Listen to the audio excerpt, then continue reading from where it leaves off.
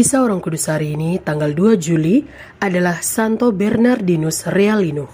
Halo teman-teman, jangan lupa like, komen, dan subscribe. Jangan lupa juga ya, hidupin loncengnya. Selamat menonton channel Pak Aman. Dadah! Santo Bernardinus Realino lahir di Carpi, Modena, Italia pada tanggal 1 Desember tahun 1530. Setelah belajar ilmu kedokteran dan hukum, ia berturut-turut diangkat sebagai wali kota di Felizano, jaksa di Alexandria, dan sekretaris kedutaan Napoli. Setelah Closide, istrinya meninggal dunia. Ia berkenalan dengan Serikat Yesus di Napoli. Berkenalan itu berawal dari khotbah-khotbah seorang imam Yesuit yang diikutinya dengan rajin. Khotbah-khotbah ini sungguh menarik, sehingga ia memutuskan untuk lebih memperhatikan kehidupan rohaninya. Keputusan ini semakin diperkuat oleh penampakan istrinya sebanyak 3 kali dengan pesan supaya ia meninggalkan karir duniawinya. Pesan istrinya itu pun kemudian dikuatkan lagi oleh penampakan Bunda Maria padanya. Terdorong oleh hal-hal di atas, Bernardinus memutuskan untuk mengajukan permohonan untuk menjadi anggota Serikat Yesus. Permohonannya diterima dan setelah mengikuti suatu pendidikan khusus, Bernardinus ditabiskan menjadi imam. Selama beberapa tahun, ia bekerja di Napoli. Sifatnya yang sopan dan ramah, penuh cinta dan pengertian kepada umatnya menyebabkan ia sangat dicintai oleh umat Napoli.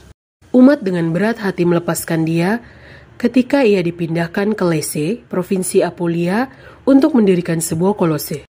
Di kolose Yesuit ini, Bernardinus memberikan kuliah filsafat dan teologi.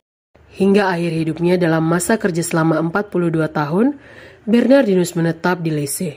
Sebagaimana di Napoli, di Lecce pun Bernardinus sungguh dicintai. Ia menampilkan diri sebagai seorang pewarta iman yang tangguh, pengkhotbah yang ulung, pembimbing rohani, dan bapa pengakuan yang disenangi umat. Kemasyhuran namanya bukan saja karena gaya kepemimpinannya yang penuh kesabaran, pengertian, dan cinta, tetapi juga lebih-lebih karena kesalehan hidupnya dan mukjizat-mukjizat penyembuhan yang dilakukannya. Bernardinus sangat akrab dengan anak-anak dan muda-mudi. Ia menjadi penolong dan penghibur yang tidak kenal lelah bagi orang-orang yang malang. Ketika ajalnya mendekat, wali kota Lecce mengumpulkan semua pembantunya dan pemimpin-pemimpin masyarakat setempat untuk berdoa bagi keselamatan jiwa Bernardinus. Kepada mereka, ia berkata, "Kota kita telah diberkati Allah dengan satu anugerah istimewa, yakni Pater Bernardinus Realino. Beliau telah mengabdi kota ini selama 40 tahun dan telah melakukan banyak hal dengan hidupnya yang suci, karunia-karunia, dan berbagai mukjizat. Setiap orang di kota ini, juga mereka yang berasal dari kota lain, telah menikmati sedikit kebaikan hati Pater Bernardinus."